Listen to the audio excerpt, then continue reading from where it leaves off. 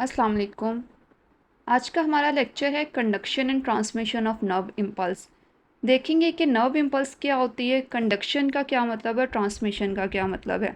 देखिए, जैसे ही आपका हाथ जो है वो किसी भी गर्म चीज़ के साथ, जैसे कि ये पिक्चर के अंदर नज़र आ रहा है, आपकी फिंगर जो है वो कैंडल के फ्लेम के साथ टकराती है, तो क्या होता है, फ़ौरन से आप उस अपने हाथ को पीछे कर लेते हैं। अब टकराना और फ़ौरन से हाथ को पीछे कर लेना, ये किस तरह से पॉसिबल होता है? ये इस तरह से पॉसिबल होता है कि आपकी फिंगर के अंदर जो रिसेप्टर्स प्रेजेंट होते हैं वो एक न्यूरॉन के थ्रू उस मैसेज को क्या करते हैं, सेंट्रल नर्वस सिस्टम की तरफ लेकर जाते हैं, और फिर सेंट्रल नर्वस सिस्टम उस इंफॉर्मेशन को क्या करता है, प्रोसेस करता है, और फिर एक दूसरे न्यूरॉन के थ्रू क्या करता है, इंफॉर्मेशन को आपके मसल्स या ग्लैंड्स तक पहुंचाता है कि हाथ को फ़ौरन से पीछे कर लिया जाए। अब देखें, जो इन्फॉर्मेशन एक न्यूरॉन के अंदर ट्रांसफ़र हो रही है, नर्व इम्पल्स क्या होता है? इम्पल्स का मतलब होता है सिग्नल इन्फॉर्मेशन। वो इन्फॉर्मेशन जो एक न्यूरॉन के अंदर ट्रैवल कर रही होती है, उसके उसे कहते हैं कंडक्शन ऑफ नर्व इम्पल्स। अगर तो एक पूरे न्यूरॉन के अंदर इंफॉर्मेशन ट्रांसफ़र हो रही है, जैसे कि डायग्राम के अंदर आपको नज़र आ रहा है, ये पर्पल कलर का जो कि सेंसरी न्यूरॉन है। अगर इंफॉर्मेशन इस पार्ट से, इस कॉर्नर से यहाँ तक जाती है, एंड तक, सेंसरी न्यूरॉन के एंड तक, ये पर्पल कलर का सेंसरी न्यूरॉन नज़र आता है, तो इसको बोलते हैं कंडक्शन ऑफ नर्व इम्पल्स। यानी कि एक ही न्यूरॉन के पूरे स्ट्रक्चर के अंदर इंफॉर्मेशन का, इम्पल्स का ट्रांसफ़र होना, कंडक्शन ऑफ नर्व इम्पल्स, और एक न्यूरॉन से दूसरे न्यूरॉन तक उस इंफॉर्मेशन का ट्रांसफ़र होना, that is transmission of nerve impulse. अब यहाँ पर देखिए, सेंसरी न्यूरॉन है, सेंसरी न्यूरॉन के बाद फ़ौरन से क्या हो रहा है, येलो कलर का आपको नज़र आ रहा है, इंटर न्यूरॉन। अब सेंसरी न्यूरॉन से जो इन्फॉर्मेशन इंटर न्यूरॉन में ट्रांसफ़र होती है उसको कहते हैं ट्रांसमिशन ऑफ नर्व इम्पल्स। और फिर इंटर न्यूरॉन से इफ्रंट न्यूरॉन में, यानी कि येलो वाले न्यूरॉन से ग्रीन वाले न्यूरॉन, इफ्रंट न्यूरॉन के अंदर जो इंफॉर्मेशन या सिग्नल ट्रांसफ़र हो रहा है उसको बोलते हैं ट्रांसमिशन ऑफ नर्व इम्पल्स। अगर तो इंफॉर्मेशन अपने ही न्यूरॉन के अंदर ट्रांसफ़र होती रहती है, that is conduction of nerve impulse. और अगर एक न्यूरॉन से दूसरे न्यूरॉन में ट्रांसफ़र होती है, उसे कहते हैं ट्रांसमिशन ऑफ नर्व इम्पल्स। अब देखते हैं कि ये सारा प्रोसेस किस तरह से होता है। नर्व इम्पल्स की जो कंडक्शन होती है उसके दो फेसेस होते हैं, दो मेन फेस होते हैं। एक होता है रेस्टिंग फेस और दूसरा होता है एक्शन फेस। जो रेस्टिंग फेस होता है, रेस्टिंग फेस को ही कहा जाता है आरएमपी, यानी कि रेस्टिंग मेम्ब्रेन पोटेंशियल। रेस्टिंग यानी कि इसके अंदर जो न्यूरॉन जो होती है, न्यूरॉन एक्सॉन की जो मेम्ब्रेन होती है वो रेस्ट पर होती है, और उसी के रेस्ट के अंदर ही एक पोटेंशियल जनरेट हो रहा होता है मेम्ब्रेन के अंदर, जिसे कहा जाता है resting membrane potential. Action face में क्या होता है, जो एक्सॉन की मेम्ब्रेन होती है उसके अंदर कुछ वर्किंग हो रही होती है, कुछ ख़ास तरह की चेंजेस आ रही होती हैं, उसी के बेस पर उसे कहा जाता है एक्शन मेम्ब्रेन पोटेंशियल, क्योंकि एक्शन की वजह से, उन चेंजेस की वजह से मेम्ब्रेन के अंदर एक ख़ास तरह का पोटेंशियल जनरेट होता है, जिसकी बेस पर उसे कहा जाता है एक्शन मेम्ब्रेन पोटेंशियल। किस तरह से होता है, जैसे जैसे लेक्चर आगे बढ़ेगा आपको हर चीज़ जो है वो क्लियर होती जाएगी। उसके अलावा अगर स्टेजेस की बात करें, कितने टाइप की स्टेजेस होती हैं, तो 4 तरह की स्टेजेस होती हैं। एक होती है पोलराइजेशन स्टेज, दूसरी स्टेज होती है डीपोलराइजेशन, थर्ड स्टेज होती है रीपोलराइजेशन की, और फोर्थ स्टेज होती है हाइपर पोलराइजेशन स्टेज। और इन्हीं 4 स्टेजेस के अंदर जो एक मैसेज हो रहा होता है वो पूरे न्यूरॉन के अंदर ट्रैवल करता है। किस तरह से करता है, डिटेल में डिस्कस करते हैं इन सब चीज़ों को। रेस्टिंग मेम्ब्रेन पोटेंशियल और एक्शन मेम्ब्रेन पोटेंशियल को डिटेल में डिस्कस करने से पहले हमें एक्सॉन की मेम्ब्रेन के स्ट्रक्चर को समझना बहुत ज़्यादा ज़रूरी है, क्योंकि ज़्यादातर जो मेन काम हो रहा होता है वो एक्सॉन की मेम्ब्रेन के अंदर ही हो रहा होता है। और एक्सॉन की मेम्ब्रेन को क्या कहते हैं, उसको बोलते हैं एक्सोलेमा। जब तक हमें एक्सोलेमा के स्ट्रक्चर की समझ नहीं आएगी, हमें अंडरस्टैंडिंग नहीं होगी, तब तक हमारे लिए बाकी चीज़ों को समझना बहुत ज़्यादा मुश्किल हो जाएगा। पहले एक्सॉन की मेम्ब्रेन के स्ट्रक्चर को समझते हैं ताकि आगे हमारे लिए चीज़ों को समझना आसान हो जाए। एक्सॉन की जो मेम्ब्रेन होती है वो भी दूसरी मेम्ब्रेन की तरह, जिस तरह बाकी सेल्स की मेम्ब्रेन होती है उन्हीं की तरह क्या होती है, लिपिड बाइलेयर होती है, यानी कि लिपिड्स के थ्रू बनी होती है। अब जो लिपिड बाइलेयर होती है, इसके अंदर का जो इन्वायरमेंट होता है वो बहुत ज़्यादा नेगेटिव होता है, यानी कि साइटोप्लाज्म की तरफ का जो इन्वायरमेंट होता है वो बहुत ज़्यादा नेगेटिव होता है, जबकि सेल मेम्ब्रेन के जो बाहर वाला इन्वायरमेंट होता है वो बहुत ही ज़्यादा पॉजिटिव होता है। अब जो बाहर वाला इन्वायरमेंट होता है उसके लिए टर्म यूज़ होती है ECF की, यानी कि एक्स्ट्रा सेलुलर फ्लूइड, और जो अंदर वाला इन्वायरमेंट होता है यानी कि साइटोप्लाज्म वाला इन्वायरमेंट होता है उसको बोला जाता है ICF इंट्रा सेलुलर फ्लूइड, या फिर उसको साइटोसोलो साइटोप्लाज्म भी कहा जाता है। और जो ICF होता है वो बहुत ज़्यादा नेगेटिव होता है और बाहर वाला जो है वो बहुत ज़्यादा पॉजिटिव होता है। अब इसकी वजह क्या है कि ECF जो है वो बहुत ज़्यादा पॉजिटिव है, ICF जो है वो बहुत ज़्यादा नेगेटिव है। ये पॉइंट आपने याद रखना है आगे जब हम लोगों ने रेस्टिंग मेम्ब्रेन पोटेंशियल और एक्शन पोटेंशियल को डिटेल में पढ़ना है, तब ये पॉजिटिव और नेगेटिव जो होता है यही ज़्यादा इन्हीं का मेन काम होता है। और अगर यहाँ पर समझ नहीं आया कि कहाँ पर पॉजिटिव है और कहाँ पर नेगेटिव चार्ज होता है तो आगे आपको समझना बहुत ज़्यादा मुश्किल हो जाएगा। उसके अलावा अब बात करते हैं कि ECF एक्स्ट्रा सेलुलर फ्लूइड के अंदर कौन कौन से कंपोनेंट प्रेजेंट होते हैं, कौन कौन सी चीज़ें प्रेजेंट होती हैं। तो याद रखिएगा ECF के अंदर दो तरह की चीज़ें प्रेजेंट होती हैं, एक होते हैं केटाइन और ions anions. I am expecting कि आपको पता होगा कि आइंस क्या होते हैं। मैं बता देती हूँ जिन स्टूडेंट्स को नहीं पता। देखिए, जब भी किसी एटम के ऊपर कोई चार्ज आ जाता है तो उसको बोला जाता है आयन। और आयन्स जो होते हैं वो टू टाइप्स के होते हैं, एक होते हैं केटाइन और एक होते हैं एनाइन। केटाइन जो होते हैं वो होते हैं पॉजिटिव चार्ज। अगर किसी आयन के ऊपर पॉजिटिव चार्ज प्रेजेंट होगा तो उसको बोलते हैं केटाइन, और अगर नेगेटिव चार्ज प्रेजेंट होगा तो उसको बोलते हैं एनाइन। ECF के अंदर जो मेन केटाइन होते हैं वो होते हैं, मेन केटाइन मतलब पॉजिटिव चार्ज आयन जो होते हैं वो होते हैं सोडियम। मैं यहाँ पर टर्म यूज़ कर रही हूँ मेन केटाइन, मेन का वर्ड यूज़ हो रहा है। अब ये नहीं है कि सिर्फ और सिर्फ सोडियम ही प्रेजेंट होते हैं, और भी बाकी चीज़ें प्रेजेंट होती हैं, लेकिन जो मेन होते हैं, जो ज़्यादा कंसनट्रेशन में प्रेजेंट होते हैं वो होते हैं सोडियम, और जो ज़्यादा कंसनट्रेशन में नेगेटिव आयन प्रेजेंट होते हैं वो होते हैं क्लोरीन। अब अगर हम लोग ECF या ICF की बात करें, इंट्रासेलुलर फ्लूइड की बात करें, साइटोप्लाज्म की तरफ बात करें, कौन कौन सी चीज़ें प्रेजेंट होती हैं, तो यहाँ पर भी जो पॉजिटिव चार्ज आयन प्रेजेंट होते हैं वो होते हैं पोटेशियम, और जो नेगेटिव मेन एनाइंस प्रेजेंट होते हैं वो दो तरह के होते हैं। एक तो होती हैं प्रोटीन्स, वो प्रोटीन्स जो कि नेगेटिव चार्ज अमाइनो एसिड से मिलकर बनी होती हैं, इसी वजह से इनका जो इन्वायरमेंट होता है बहुत ज़्यादा नेगेटिव होता है अंदर की तरफ। और दूसरा रीज़न जो होता है वो होता है फॉस्फेट आयन का, जो कि किसी एक बड़े मॉलिक्यूल के साथ अटैच होते हैं, जैसे कि ATP। Phosphate attach to molecule such as 3 phosphate in ATP। ATP के अंदर क्या होते हैं, 3 फॉस्फेट अटैच होते हैं, और फॉस्फेट जो होते हैं वो क्या होते हैं, नेगेटिव आयन्स होते हैं, यानी कि एनाइन होते हैं। इस वजह से भी अंदर का जो इन्वायरमेंट होता है वो नेगेटिव होता है। सिर्फ ये रीज़न नहीं होते, और भी बहुत से रीज़न होते हैं, लेकिन उनमें से एक रीज़न ये भी होता है कि एक तो नेगेटिव चार्ज प्रोटीन प्रेजेंट होती है, और दूसरा होता है नेगेटिव चार्ज वाले फॉस्फेट आयन प्रेजेंट होना। एक्सोलेमा एक लिपिड बाइलेयर है, और लिपिड बाइलेयर की एक करेक्टरिस्टिक होती है वो हाईली इम्परमेएबल होती है। इम्परमेएबल का मतलब ये होता है कि ये हर तरह के मटेरियल को अलाउ नहीं करती कि वो सेल के अंदर और बाहर हर तरह का मटेरियल जो है वो ईजिली पास हो सके।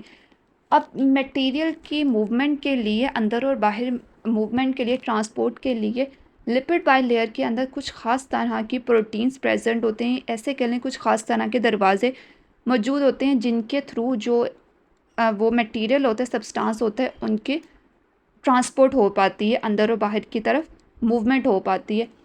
उसे बोला जाता है ट्रांसमेम्ब्रेन प्रोटीन।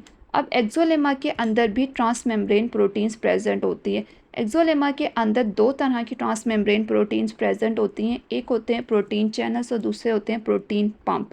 प्रोटीन चैनल्स क्या करते हैं, ये अलाउ करते हैं पैसिव मूवमेंट ऑफ आयंस को, यानी कि आयंस की पैसिव मूवमेंट के लिए ये रिस्पॉन्सिबल होते हैं प्रोटीन चैनल्स। पैसिव मूवमेंट क्या होता है, पैसिव मूवमेंट वो मूवमेंट होती है जो कि अगेंस्ट द कंसंट्रेशन ग्रेडियंट हो रही होती है, यानी कि जब भी मूवमेंट हायर कंसंट्रेशन से लोअर कंसंट्रेशन की तरफ हो रही होती, एक जगह जहाँ पर आयंस की ज़्यादा कंसंट्रेशन प्रेजेंट है वो वहाँ से उस तरफ मूव करते हैं जहाँ पर लोअर कंसंट्रेशन यानी कि कम तादाद में वो मौजूद हों, तो उस टाइप की जो मूवमेंट होती है उसको बोला जाता है पैसिव मूवमेंट। अब ये जो पैसिव मूवमेंट होती है, इसके लिए किसी भी टाइप की एनर्जी की या किसी भी टाइप की एटीपी की ज़रूरत नहीं होती, क्योंकि वो हाई कंसंट्रेशन से लोअर कंसंट्रेशन की तरफ मूवमेंट हो रही होती है। इसीलिए किसी भी टाइप की एनर्जी या एटीपी की ज़रूरत नहीं होती। और अगर हम लोग प्रोटीन चैनल्स की बात करें कि एक्सोलेमा के अंदर कितने टाइप के प्रोटीन चैनल्स प्रेजेंट होते हैं, तो वो दो तरह के होते हैं। एक होता है वोल्टेज गेटेड चैनल और दूसरा होता है नॉन वोल्टेज गेटेड चैनल, जिन्हें लीकी चैनल्स भी कहा जाता है। प्रोटीन पंप की बात करें तो प्रोटीन पंप क्या करते हैं, ये रिस्पॉन्सिबल होते हैं एक्टिव मूवमेंट के लिए। एक्टिव मूवमेंट वो मूवमेंट जो लोअर कंसंट्रेशन से हायर कंसंट्रेशन की तरफ हो रही होती है। अब जब एक मूवमेंट जो है वो लोअर कंसंट्रेशन से हायर कंसंट्रेशन की तरफ हो रही होती है, तो डेफिनेटली वहाँ पर एटीपी और एनर्जी की ज़रूरत होती है। एक्सोलेमा के अंदर अगर एग्जांपल देखें कि प्रोटीन पंप कौन से होते हैं, तो इसकी एग्जांपल है सोडियम पोटेशियम एटीपीज पंप। ये क्या करते हैं, ये मूव करवाते हैं आयंस को जहाँ पर लोअर कंसंट्रेशन से हाई कंसंट्रेशन की तरफ, और यहाँ पर एनर्जी की ज़रूरत होती है। आपको मैं एग्जांपल इजीली समझा देती हूँ कि एक्टिव और पैसिव मूवमेंट क्या होता है। देखिए, जब हम लोग सीढ़ियाँ चढ़ रहे होते हैं, वो क्या करते हैं, हम लोग नीचे से ऊपर की तरफ जा रहे होते हैं, यानी कि लोअर से हायर की तरफ जा रहे होते हैं। तब क्या होता है, हमें बहुत ज़्यादा सांस फूल जाता है, हमें एनर्जी की ज़रूरत होती है। लेकिन जब हम लोग सीढ़ियाँ उतर रहे होते हैं, हम लोग क्या करते हैं, हायर से लोअर की तरफ आ रहे होते हैं, तो हम लोग इतना ज़्यादा थकते नहीं और हमें एनर्जी की ज़रूरत नहीं होती है।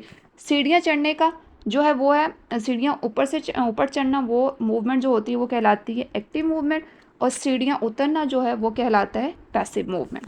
आप देखते हैं कि पूरे न्यूरॉन के अंदर कितने टाइप के प्रोटीन्स चैनल, जिन्हें आयन चैनल्स भी कहा जाता है, वो प्रेजेंट होते हैं।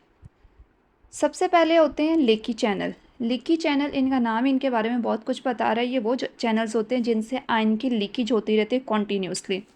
दो तरह के लीकी चैनल होते हैं, एक होते हैं सोडियम लीकी चैनल और दूसरे होते हैं पोटेशियम लीकी चैनल। याद रखिएगा, सोडियम और पोटेशियम लीकी चैनल जो होते हैं, ये हर वक्त एक्टिव रहते हैं, ये अपना हर वक्त काम कर रहे होते हैं। और ये दोनों जो होते हैं, पोटेशियम और सोडियम लीकी चैनल, ये एट अ टाइम पर ओपन होते हैं, यानी कि दोनों मिलकर हर वक्त अपना काम कर रहे होते हैं। सोडियम लीकी चैनल से सोडियम की लीकेज हो रही होती है, पोटेशियम से पोटेशियम की लीकेज हो रही होती है। सेकेंड टाइप होती है वो होती है वोल्टेज गेटेड चैनल। याद रखिएगा, ये जो लीकी चैनल होते हैं ना, इनका एक और नाम भी होता है, इन्हें नॉन वोल्टेज गेटेड चैनल भी कहा जाता है।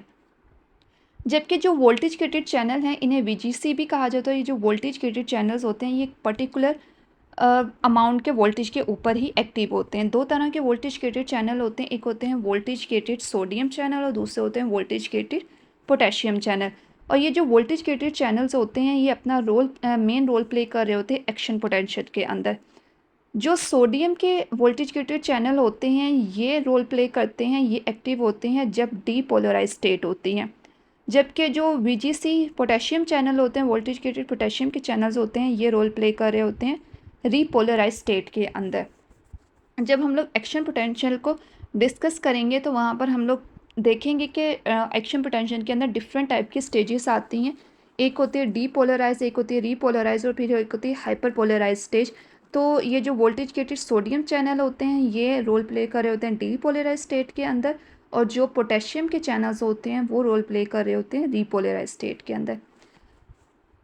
अब सिर्फ और सिर्फ ये जो वोल्टेज गेटेड चैनल होते हैं, पूरे न्यूरॉन्स के अंदर सिर्फ दो वोल्टेज गेटेड चैनल्स नहीं प्रेजेंट होते। याद रखिएगा, ये जो वोल्टेज गेटेड चैनल्स होते हैं पोटेशियम के, सोडियम के, ऐसे कह लें, ये जो ऊपर वाले चार चैनल्स हैं ना, potassium leaky channel, sodium leaky channel, potassium voltage gated channel और सोडियम वोल्टेज गेटेड चैनल, ये चारों के चारों ये प्रेजेंट होते हैं एक्सोलेमा के अंदर, यानी कि एक्सॉन की मेम्ब्रेन के अंदर। याद रखिएगा, ऊपर वाले ये जो चार हैं, पहले चार, ये एक्सॉन के अंदर, एक्सॉन की मेम्ब्रेन के अंदर प्रेजेंट होता है, ये वहाँ पर अपना रोल प्ले कर रहे होते हैं। और ये मेन जो चार होते हैं, यही आज के मेन प्लेयर हैं, आज के टॉपिक के मेन प्लेयर हैं। उसके अलावा वोल्टेज गेटेड चैनल और भी टाइप के होते हैं, जैसे कि वोल्टेज गेटेड कैल्शियम चैनल। अब वोल्टेज गेटेड कैल्शियम चैनल जो होता है, ये प्रेजेंट होते हैं साइनेप्टिक नॉब के अंदर। अगर आपने मेरा लास्ट लेक्चर देखा होगा, वो वाला लेक्चर जहाँ पर हम लोगों ने न्यूरॉन के स्ट्रक्चर को डिस्कस किया है, तो वहाँ पर बहुत डिटेल में डिस्कस ये चीज़ की है कि जो न्यूरॉन के एंड वाला पार्ट होता है, जहाँ पर एक न्यूरॉन ख़त्म हो रहा होता है, उसको एंड वाले पार्ट को कहते हैं साइनेप्टिक नोब। और ये जो वोल्टेज गेटेड कैल्शियम चैनल होते हैं, ये साइनेप्टिक नोब के अंदर प्रेजेंट होते हैं। और ये जो वोल्टेज गेटेड कैल्शियम चैनल होते हैं, ये अपना मेन रोल प्ले करते हैं। ये तब एक्टिव होते हैं जब साइनेप्सिस हो रही होती हैं। इसके अलावा और भी चैनल्स होते हैं, जैसे कि मैकेनिकल गेटेड चैनल, ये प्रेजेंट होते हैं डेंड्राइट्स के अंदर, और ये तब एक्टिव होते हैं जब इन्हें किसी भी टाइप का मैकेनिकल स्टिमुलस रिसीव होता है। एक और तरह के चैनल प्रेजेंट होते हैं जिन्हें बोला जाता है ligand gated channel. Ligand gated channel भी डेंड्राइट्स के अंदर प्रेजेंट होते हैं, और ये तब एक्टिव होते हैं जब इन्हें किसी ख़ास टाइप का केमिकल स्टिमुलस रिसीव होता है। लेकिन ये जो तीन नीचे वाले तीन हैं, कैल्शियम वाला, mechanical gated channel, ligand gated channel, इनको हम लोग आज के टॉपिक के अंदर डिस्कस नहीं करेंगे, यानी कि कंडक्शन ऑफ नर्व इम्पल्स के अंदर हम लोग इन्हें डिस्कस नहीं करेंगे। ये जब हम लोग इस टॉपिक के बाद नेक्स्ट टॉपिक हमारा साइनैप्स का है, तब हम लोग इसको डिस्कस करेंगे। आज के जो मेन प्लेयर हैं, आज के जो डिस्कस करने वाली चीज़ें हैं, वो ऊपर वाली चार हैं, यानी कि sodium, potassium leaky channel, sodium और पोटेशियम वोल्टेज गेटेड चैनल। अब आप ये सोच रहे होंगे, जब मैंने इनको डिस्कस ही नहीं करना है आज के लेक्चर के अंदर, तो मैं इन चीज़ों को यहाँ पर आपको क्यों बता रही हूँ। देखिए, बहुत सारी बुक्स के अंदर क्या है, सब चीज़ों को एक साथ ही लिख दिया गया है। जब सब चीज़ों को एक साथ लिख दिया जाता है ना, तो स्टूडेंट्स वहाँ पर कन्फ्यूज़ हो जाते हैं। वो उन्हें एक तो चीज़ की समझ नहीं आ रही होती, या फिर वो क्या करते हैं, वो ये समझते हैं कि शायद इन चीज़ों को स्किप कर देना है, इनको पढ़ना नहीं, इनको स्किप भी नहीं करना, ये बहुत ज़्यादा ज़रूरी है, लेकिन इनको हम लोग आगे जाके पढ़ेंगे जब इनका टॉपिक आएगा। अभी मैं सिर्फ आपको हाईलाइट दे रही हूँ कि ये चीज़ें हम लोगों ने डिस्कस करनी है जब इनका अपना टाइम आएगा। आज की जो चीज़ें हम लोग डिस्कस करेंगे, वो हम लोग करेंगे ऊपर वाली चार चीज़ों को, और उन्हीं को अब हम लोग डिटेल में पढ़ते हैं। लीकी चैनल की करेक्टरिस्टिक ये होती है कि ये हमेशा हर वक्त एक्टिव रहते हैं, इनसे कॉन्टीन्यूसली क्या होते हैं, लीकेज हो रही होती है। दो तरह के लीकी चैनल होते हैं, एक होते हैं सोडियम लीकी चैनल और एक होते हैं पोटेशियम लीकी चैनल। अब जो सोडियम लीकी चैनल है, वहाँ से कॉन्टीन्यूसली क्या होगा, सोडियम की लीकेज होती रहेगी। पोटेशियम लीकी चैनल से कॉन्टीन्यूसली पोटेशियम की लीकेज होती रहेगी। लेकिन यहाँ पर आपने एक पॉइंट याद रखना है, वो ये याद रखना है, एक्सोलेमा के अंदर, एक्सोन के मेम्ब्रेन के अंदर पोटेशियम लीकी चैनल जो होते हैं वो ज़्यादा होते हैं, जबकि सोडियम लीकी चैनल जो होते हैं वो क्या होते हैं, कम होते हैं। अब ये लीकी चैनल जो होते हैं, ये क्या करते हैं, ये पैसिव मूवमेंट के लिए रिस्पॉन्सिबल होते हैं।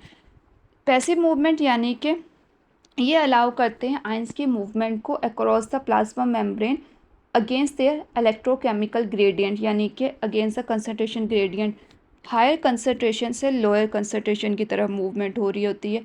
अब देखिए, सोडियम लीकी चैनल के थ्रू सोडियम की मूवमेंट हो रही होती है, लेकिन मूवमेंट कहाँ से कहाँ पर होगी, हमने पीछे डिस्कस किया था कि सोडियम की हायर कंसनट्रेशन कहाँ पर होती है, वो होती है बाहर की तरफ, यानी कि ECF की तरफ।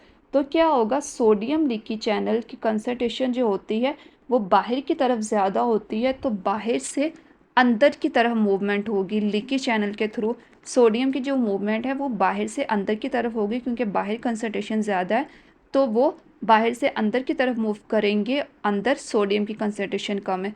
जबकि पोटेशियम की बात करें, तो पोटेशियम की जो मूवमेंट होगी वो कहाँ से होगी, वो अंदर से बाहर की तरफ होगी, क्योंकि पोटेशियम जो है वो अंदर ज़्यादा अमाउंट में प्रेजेंट होते हैं और बाहर कम होते हैं, इसलिए पोटेशियम की जो लीकी चैनल के थ्रू मूवमेंट होगी वो अंदर से बाहर की तरफ होगी। ये पॉइंट्स आपने याद रखने हैं।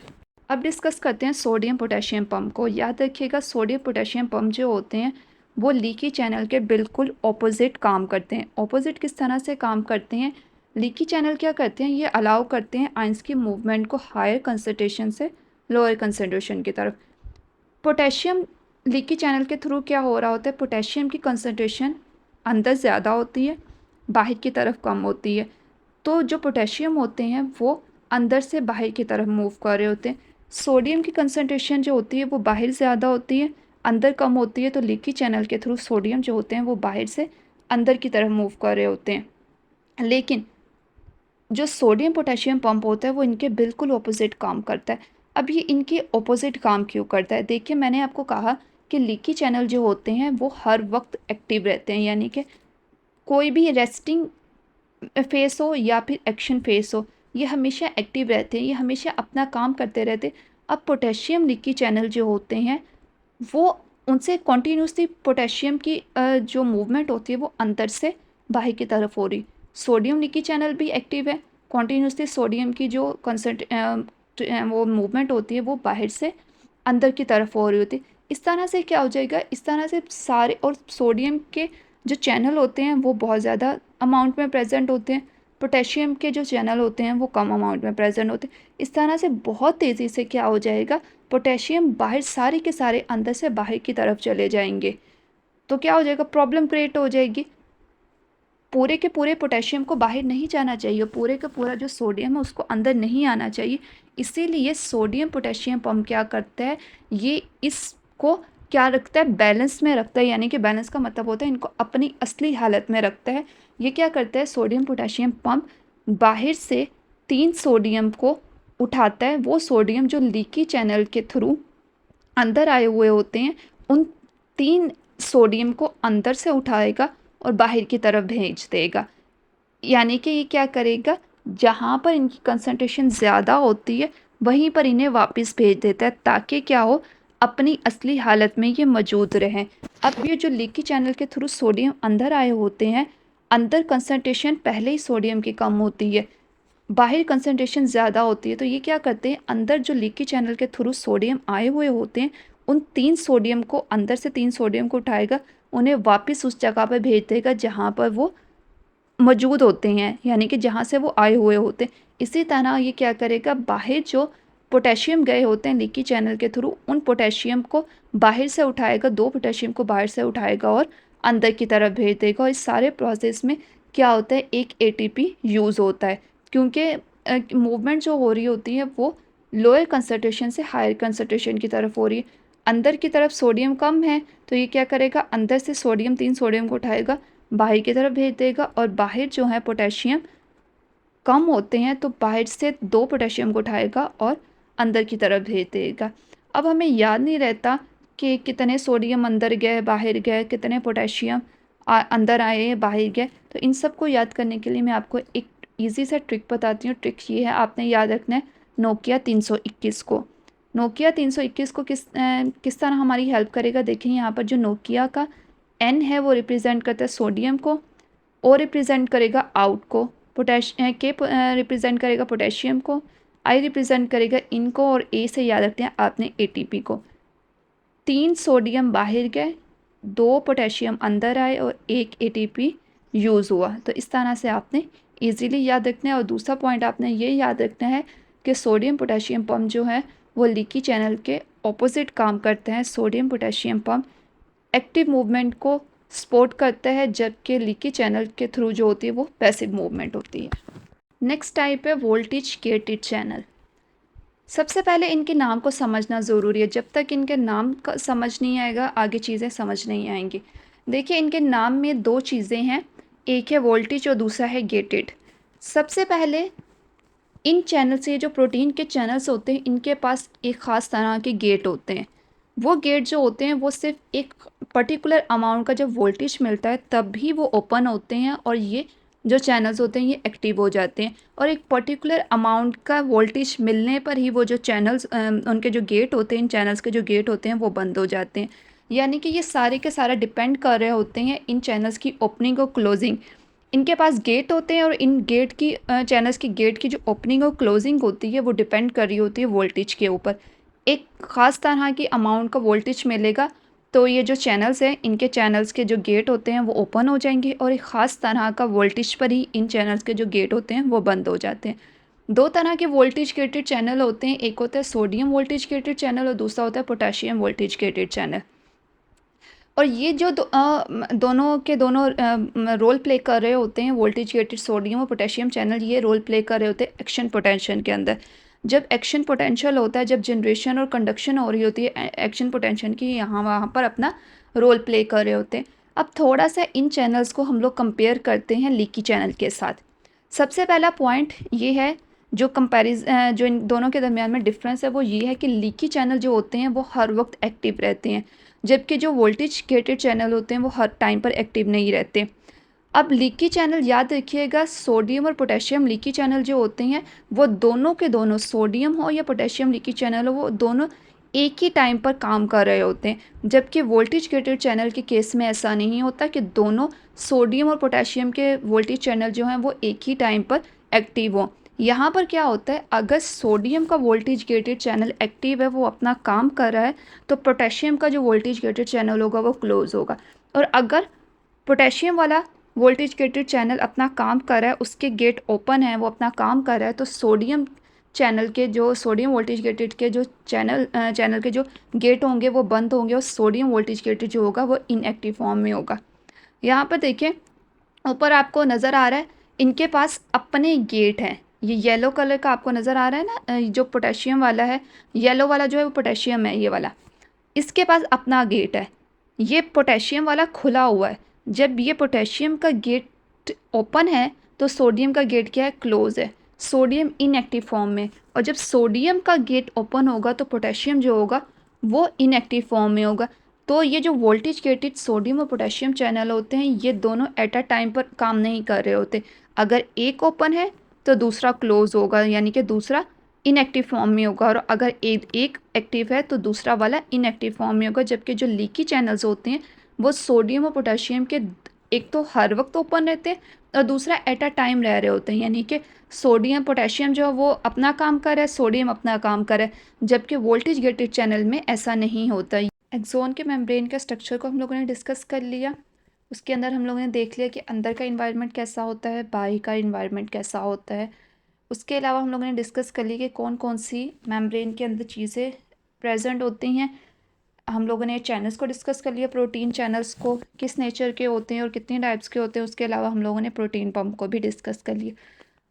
अब हम लोग डिस्कस करते हैं रेस्टिंग मेम्ब्रेन पोटेंशियल को। जब आपको एक्सॉन के मेम्ब्रेन का स्ट्रक्चर समझ आ गया, तब आपके लिए ये रेस्टिंग मेम्ब्रेन पोटेंशियल, उसके बाद एक्शन मेम्ब्रेन पोटेंशियल को समझना बहुत ज़्यादा आसान हो जाएगा।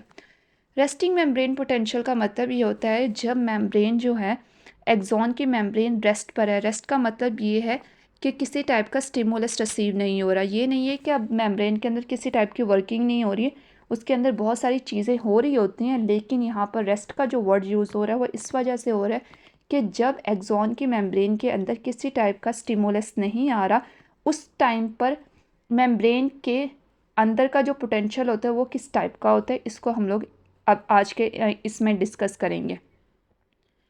देखिए, रेस्टिंग मेम्ब्रेन पोटेंशियल को पोलराइज स्टेज भी कहा जाता है। इसको पोलराइज स्टेज इस वजह से कहा जाता है, जब भी हम लोग केमिस्ट्री में पोलर मॉलिक्यूल्स को डिस्कस करते हैं तो पोलर मॉलिक्यूल्स की एक नेचर ये होती है कि पोलर मॉलिक्यूल के एक एंड पर पॉजिटिव और दूसरे पर नेगेटिव चार्ज प्रेजेंट होता है। बिल्कुल, अगर आप लोग इसकी एक्सॉन की मेम्ब्रेन को देखें तो उसकी एक साइड पर नेगेटिव और दूसरी साइड पर पॉजिटिव चार्ज प्रेजेंट है। इसी वजह से कहा जाता है जब मेम्ब्रेन रेस्ट पर होती है तो वो पोलराइज स्टेज में होती है। पोलराइज स्टेज का मतलब ये होता है कि ऑपोजिट चार्ज उसके इर्द गिर्द प्रेजेंट होते हैं, यानी कि अंदर की तरफ नेगेटिव और बाहर की तरफ पॉजिटिव प्रेजेंट होते हैं। अब जब कोई स्टिमुलस रिसीव नहीं हो रहा, स्टिमुलस क्या होता है, कोई भी इंफॉर्मेशन होती है, यानी कि कोई भी केमिकल हो सकता है, कोई भी चीज़ हो सकती है। अब इसकी एग्जांपल मैं आपको इस तरह से समझाती हूँ। देखिए, जब कोई भी आपके नाक को स्मेल वगैरह नहीं आ रही है तो उसका ये मतलब नहीं है यानी कि उसको स्टिमुलस रिसीव नहीं हो रहा है। इसका मतलब ये नहीं कि नोज के अंदर वर्किंग नहीं हो रही है, नाक के अंदर किसी टाइप की वर्किंग नहीं हो रही, नाक बिल्कुल ही क्या हो गया, डेड हो गया। उसके अंदर काम हो रहा होता है, लेकिन उसको क्या होती है, स्मेल नहीं मिल रही होती। जैसे ही परफ्यूम स्प्रे होगा तो फ़ौरन से आपको क्या हो जाएगा, स्टिमुलस रिसीव हो जाएगा, और आपके नोज़ के अंदर जितने भी सेंसरी न्यूरॉन्स प्रेजेंट होते हैं वो वर्किंग में आ जाते हैं। और उन्हीं सेंसरी न्यूरॉन की मेम्ब्रेन जो होती है, जब स्टिमुलस रिसीव नहीं हुआ तब रेस्ट पर होती है। जैसे स्टिमुलस रिसीव हो जाता है तो वो क्या हो जाता है, उसके अंदर एक्शन मेम्ब्रेन पोटेंशियल जनरेट हो जाता है। अब रेस्टिंग मेम्ब्रेन पोटेंशियल में क्या क्या होता है, जब मेम्ब्रेन रेस्ट पर है, कोई स्टिमुलस रिसीव नहीं हो रहा, तो इनर चार्ज जो है, जो अंदर का तरफ चार्ज होगा, यानी कि साइटोप्लाज्म की तरफ आईसीएफ में जो चार्ज होगा वो नेगेटिव होगा, और ईसीएफ का जो चार्ज होगा वो पॉजिटिव होगा। इसी तरह अगर हम लोग आयंस की कंसंट्रेशन देखें कि पॉजिटिव आयन जो होते हैं वो बाहर की तरफ सोडियम की हायर कंसंट्रेशन होती है, जबकि अंदर की तरफ पोटेशियम की कंसंट्रेशन ज़्यादा होती है। अब यहाँ पर एक पॉइंट नोट करें, ये जो नीचे वाली दो चीज़ें हैं, आउटर चार्ज इज़ पॉजिटिव, बाहर का चार्ज जो है वो पॉजिटिव है, क्योंकि बाहर सोडियम आयन की कंसंट्रेशन ज़्यादा है, यानी कि सोडियम पॉजिटिव आयन की कंसंट्रेशन ज़्यादा है, ये वाली बात तो ठीक होगी। लेकिन जो ऊपर वाले 2 पॉइंट हैं, इनर चार्ज नेगेटिव है लेकिन इनसाइड जो कंसंट्रेशन हाई है वो पोटेशियम आयन की है। पोटेशियम आयन के ऊपर पॉजिटिव चार्ज होता है। एक तरफ हम लोग कह रहे हैं कि पोटेशियम आयन की कंसंट्रेशन ज़्यादा है, दूसरी तरफ हम लोग कह रहे हैं कि इनर चार्ज जो है वो नेगेटिव है। ये दोनों बातें जो हो गई वो अपोजिट हो गई। अगर पॉजिटिव आयन की कंसंट्रेशन यानी कि पोटेशियम की आयन की कंसंट्रेशन ज़्यादा है तो फिर अंदर का इन्वायरमेंट भी तो पॉजिटिव होना चाहिए, अंदर का इन्वायरमेंट नेगेटिव क्यों है? तो इसको यहाँ पर ये समझें। अब हम लोग इन फैक्टर्स को डिस्कस करते हैं जिसकी वजह से हम अंदर का जो इन्वायरमेंट होता है वो नेगेटिव होता है। पोटेशियम आयन की बेशक कंसंट्रेशन अंदर ज़्यादा होती है लेकिन उसके अलावा भी कुछ और फैक्टर्स होते हैं जिसकी वजह से अंदर का इन्वायरमेंट जो है वो नेगेटिव, पॉजिटिव की बजाय नेगेटिव होता है। सबसे पहला होता है unequal distribution of ions in the ECF and cytosol. ये इस तरह से कह लें कि unequal distribution of ions in the ECF and ICF, यानी कि बाहर के एक्स्ट्रा सेलुलर फ्लूइड के अंदर और अंदर के इनसाइड्स एक्स्ट्रा सेलुलर फ्लूइड के अंदर जो आयंस की डिस्ट्रीब्यूशन होती है वो अनइक्वल होती है। किस तरह से होती हैं देखें, हम लोगों ने पीछे भी डिस्कस किया कि आयंस के या जो लीकी चैनल होते हैं वो पोटेशियम के लीकी चैनल जो होते हैं उनकी कंसंट्रेशन ज़्यादा होती है as compare to sodium leaky channel. अब जब लीकी चैनल ही ज़्यादा हैं तो क्या होगा, बहुत ज़्यादा अमाउंट में सोडियम जो है वो बाहर जाएंगे। जब बहुत ज़्यादा अमाउंट में सोडियम जो है वो बाहर जा रहे हैं तो अंदर क्या हो जाएगा, डेफिशिएंसी हो जाएगी सोडियम पोटेशियम आयन की। जब पोटेशियम जो बहुत ज़्यादा अमाउंट में बाहर की तरफ मूव कर रहे हैं, क्योंकि पोटेशियम लीक चैनल ज़्यादा है, जब एक लीक चैनल ज़्यादा है तो उनसे ज़्यादा अमाउंट में पोटेशियम जो है वो बाहर की तरफ मूव करेंगे तो अंदर क्या हो जाएगी, पॉजिटिव आयन की डेफिशिएंसी हो जाएगी, यानी कि कमी हो जाएगी और अंदर जो होंगे उसके अलावा जो बाकी नेगेटिव आयंस होते हैं वो प्रेजेंट होंगे। इसी वजह से अंदर का इन्वायरमेंट जो है उसका एक फैक्टर ये है कि अनइक्वल डिस्ट्रीब्यूशन होती है। बाहर से अंदर पॉजिटिव आयन आ रहे हैं, सोडियम के आयन आ रहे हैं लेकिन वो कम अमाउंट में आ रहे हैं। अगर एक सोडियम आयन अंदर आ रहा है तो 4-5 पोटेशियम आयन जो हैं वो बाहर की तरफ जा रहे हैं। तो इस वजह से एक पहला फैक्टर ये होता है कि अनइक्वल डिस्ट्रीब्यूशन होती है आयंस की ECF में और साइटोसोल में। दूसरा फैक्टर जो होता है, अब यहाँ पर पढ़ लेते हैं, एज मोर पोटेशियम आयंस एग्जिट, ज़्यादा पोटेशियम आयंस बाहर की तरफ जा रहे, inside of the membrane become increasingly negative and the outside become increasingly positive. बहुत ज़्यादा अमाउंट में जब पोटेशियम जो है वो बाहर जा रहे हैं तो अंदर का इन्वायरमेंट जो होता है वो नेगेटिव हो जाता है। दूसरा फैक्टर ये है inability of the most anions to leave the cells. अब बहुत सारे एनाइंस यानी कि नेगेटिव आयंस जो होते हैं उनके अंदर इतनी एबिलिटी नहीं होती, वो बड़े मॉलिक्यूल्स होते हैं, बड़े मॉलिक्यूल ईजीली जो डिफ्यूज़ नहीं हो पाते हैं, वो सेल मेम्ब्रेन से बाहर की तरफ नहीं जा पाते, वो अंदर ही साइटोप्लाज्म के अंदर ही रहते हैं। इस वजह से उनका क्या होता है, अंदर का इन्वायरमेंट जो होता है वो नेगेटिव हो जाता है। जैसे कि प्रोटीन्स आयन है, इनके अंदर negative charge amino acid present होते हैं, negative charge amino acid present है तो अंदर का इन्वायरमेंट क्या हो जाएगा, नेगेटिव हो जाएगा। उसके अलावा फॉस्फेट आयन प्रेजेंट है। फॉस्फेट आयन जो है वो एक बड़े मॉलिक्यूल्स यानी कि ATP के साथ अटैच होते हैं। ATP के अंदर 3 फॉस्फेट आयन होते हैं तो इस वजह से भी क्या होता है, ये ईज़िली आसानी से मूव नहीं कर पाते हैं बाहर की तरफ। इस वजह से अंदर का इन्वायरमेंट जो होता है वो ज़्यादा नेगेटिव हो रहा है। पोटेशियम जो है, जो अंदर पॉजिटिव आयन वाले प्रेजेंट थे वो बहुत ज़्यादा अमाउंट में बाहर जा रहे हैं। नेगेटिव आयन वाले जो हैं, नेगेटिव चीज़ें जो वो अंदर प्रेजेंट है और बाहर से जो पॉजिटिव आयन आ रहे हैं सोडियम के, वो आ तो रहे हैं लेकिन वो बहुत ज़्यादा कम तादाद में आ रहे हैं। थर्ड फैक्टर जो है वो है सोडियम पोटेशियम ATP पंप। अब सोडियम पोटेशियम ATP पंप भी क्या करता है, वो क्या करता है, एक तो मुश्किल से सोडियम के आयंस जो हैं वो अंदर आ रहे हैं, थोड़ी थोड़ी अमाउंट में आ रहे हैं, लेकिन सोडियम क्या करता है, एक ही बार में 3 ये सोडियम पोटेशियम पंप क्या करता है, एक ही बार में 3 सोडियम को उठाता है, अंदर से उठाता है, उन्हें बाहर की तरफ भेज देता है। ठीक है, और बाहर से क्या करेगा, बाहर से पोटेशियम को 2 पोटेशियम को लेगा और अंदर भेज देगा। वो बेशक पोटेशियम को बाहर से अंदर की तरफ भेज रहा है, लेकिन कितने भेज रहा है, वो 2 को भेज रहा है, लेकिन अंदर से वो सोडियम कितने लेकर जा रहा है, 3 सोडियम लेकर जा रहा है। अंदर से 3 चीज़ें बाहर जा रही हैं, बाहर से 2 चीज़ें अंदर आ रही हैं। तो ये वजह होती है कि अंदर का जो इन्वायरमेंट होता है, जब एक्सॉन की मेम्ब्रेन जो है वो रेस्ट पर होती है, जब स्टिमुलस नहीं रिसीव हो रहा होता, तो अंदर का इन्वायरमेंट जो होता है वो नेगेटिव होता है और बाहर का इन्वायरमेंट जो होता है वो पॉजिटिव होता है, क्योंकि अंदर से बहुत ज़्यादा तादाद में, बहुत ज़्यादा तेज़ी से जो पॉजिटिव आयन होते हैं वो बाहर की तरफ मूव कर रहे होते हैं, और जब बाहर से थोड़ी थोड़ी अमाउंट में जो पॉजिटिव आयन होते हैं वो अंदर की तरफ आ रहे होते हैं। यही फैक्टर होता है कि मेम्ब्रेन जो होती है, रेस्टिंग मेम्ब्रेन पोटेंशियल में जो बाहर का इन्वायरमेंट होता है वो पॉजिटिव होता है और जो अंदर का इन्वायरमेंट होता है वो नेगेटिव होता है। अब जैसे ही एक्शन पोटेंशियल आ जाएगा तो ये सारी की सारी चीज़ें क्या हो जाएंगी, ये ऑपोजिट हो जाएंगी। बाहर का इन्वायरमेंट जो होगा वो नेगेटिव हो जाएगा, अंदर का इन्वायरमेंट जो होगा पॉजिटिव हो जाएगा। इसीलिए अभी इस पॉइंट को समझना बहुत ज़्यादा ज़रूरी है। अगर आपको रेस्टिंग मेम्ब्रेन पोटेंशियल के टाइम पर नेचर समझ नहीं आई मेम्ब्रेन की, तो आगे आपके लिए एक्शन पोटेंशियल को समझना बहुत ज़्यादा मुश्किल हो जाएगा। इसलिए अभी इसको यहाँ पर इन पॉइंट्स को क्लियर करें अपने कॉन्सेप्ट को। अगर पोलराइज स्टेज के अंदर हम लोग मेम्ब्रेन के पोटेंशियल को मेजर करें कि कितना उसका पोटेंशियल होता है, तो उसका जो मेजरमेंट का तरीका होता है वो सिंपल सा ये होता है कि ये वोल्ट मीटर होता है, ये अप्लायंस होता है, यानी कि एक इंस्ट्रूमेंट्स होता है जो ज़्यादातर फिज़िक्स के लैब के अंदर यूज़ हो रहा होता है। उस वोल्ट मीटर की हेल्प से हम लोग क्या कर सकते हैं, मेम्ब्रेन जब रेस्ट पर होती है उसका पोटेंशियल हम लोग मेजर कर सकते हैं।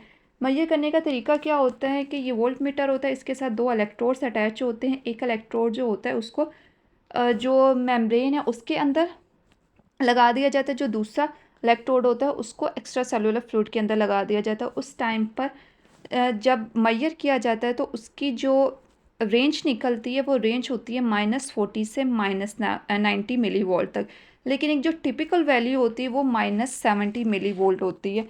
अब यहाँ पर ये जो माइनस का साइन है वो इंडिकेट कर रहा होता है इनसाइड इन्वायरमेंट को, यानी कि अंदर का जो इन्वायरमेंट होता है वो ज़्यादा नेगेटिव होता है एज़ कम्पेयर टू आउटसाइड। और यहाँ पर -70 मिली वोल्ट का मतलब ये है कि एक्सॉन की मेम्ब्रेन के अंदर का जो इन्वायरमेंट है वो बाहर के इन्वायरमेंट के मुकाबले में 70 मिली वोल्ट ज़्यादा नेगेटिव है।